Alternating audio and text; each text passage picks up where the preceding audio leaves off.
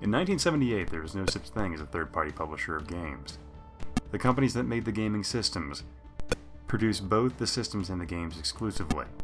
I'd like an Atari 2600 system, please, and everything that goes with it. Everything? You sure you want everything? I want everything. Now you're getting your low price, up to $30 a rebate office, and a free pack. Is that everything? It's not everything. You can get nearly 300 different cartridges. 300? That's nothing. It's something. But it's not everything. Soon there'll be a voice module. One company would change that and pave the way for countless other developers. On October 1st, 1979, Activision was the first company to become an independent developer and distributor of video games for gaming consoles. The creation of Activision came about because of a disagreement between Atari programmers and the CEO, Ray Kassler. The disagreement was that game developers should have a share of what they make and receive credit for what they do, like how the music industry did it at that time. Atari refused to give in to their demands, stating anyone can make a cartridge. So the developers left. David Crane, Alan Miller, and Bob Whitehead founded Activision in 1979. The name Activision was proposed because it would appear before Atari in the phone book. Also, it suggested that it came from the combination of the word active and television.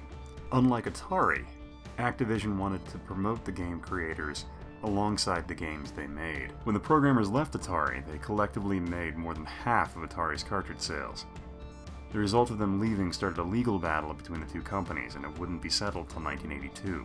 Once Activision secured the rights to make games for the Atari 2600, they would soon release Pitfall in 1982, and enjoyed massive sales and success. Pitfall was immensely successful for Activision, and for the Atari 2600. In 1982, the game went on to sell over 4 million units, breaking the mold that had been established by other games released for the Atari 2600. Pitfall broke that dynamic by being one of the best-selling games that wasn't just an arcade port. It was a game uniquely developed for the Atari 2600 platform, and it also went on to be released on other Atari platforms as well as rival systems, ColecoVision and Intellivision. And this was just the beginning of what Activision was capable of doing. Yes? Yes? Pitfall and Stampede by Activision? Sure. For Intellivision. No. Activision doesn't make video games for Do Intellivision. two. Pitfall, that challenging jungle adventure game that dares you to find the treasure, and Stampede, that rope them doggies roundup game. They get a Pitfall and Stampede by Activision for...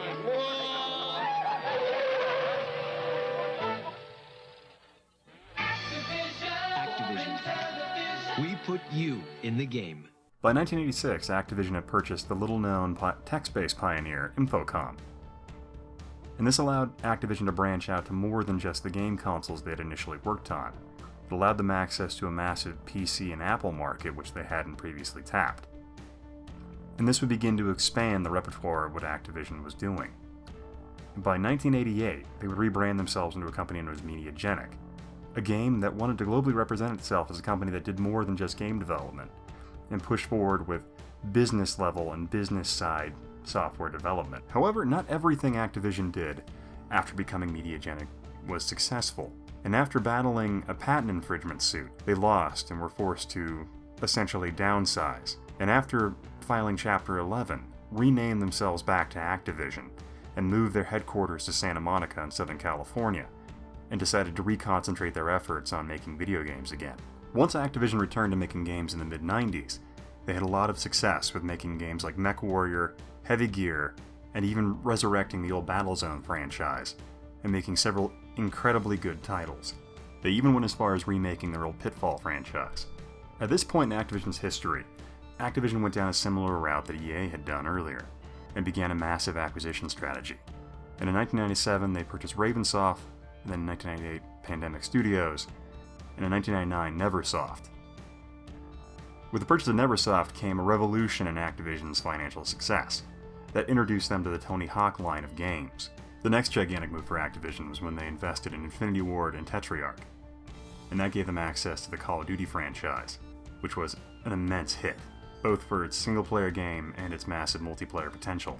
The biggest change to Activision happened in 2007, when it merged with NVD Games, the company that also owned fellow developer and publisher Blizzard, and the merger in 2008 made Activision Blizzard one of the largest third-party publishers of video games in North America, with a value set at around $18.9 billion, placing it ahead of Electronic Arts, which was only valued at $14.1 billion at the time.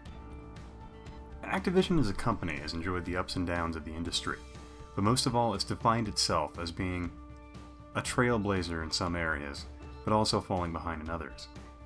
But Activision will always remain in the hearts and mind of many as one of the golden age corporations that survived the crash and moved forward to redefine itself for a new generation of games.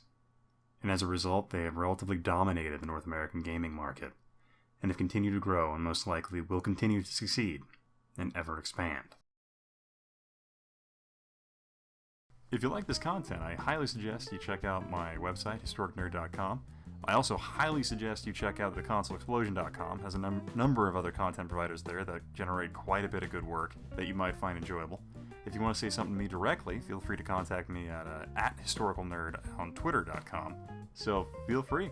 Alright, thank you very much for dropping by. Have a great night, evening, or day, whatever it is you're doing. Bye.